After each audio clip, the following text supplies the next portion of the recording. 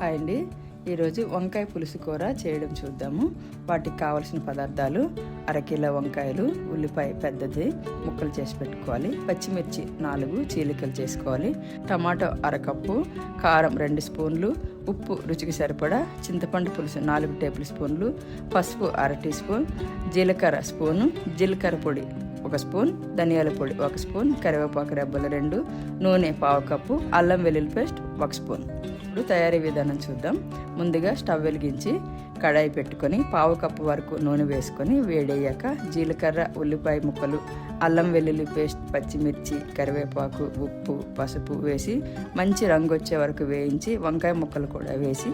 బాగా కలుపుకొని ఈ వంకాయ ముక్కలు బాగా మగ్గిన తర్వాత వాటిని కొంచెం పక్కకు జరుపుకొని టమాటా ముక్కలు, కారం, ధనియాల పొడి, జీలకర్ర పొడి వేసి బాగా కలుపుకొని ముందుగా మనం తీసి పెట్టుకుని చింతపండు పులుసుని కూడా వేసి మరోసారి కలుపుకొని 5 నిమిషాలు ఉడికించి స్టవ్ ఆఫ్ చేసుకుని సర్వ్ చేసుకోవాలి.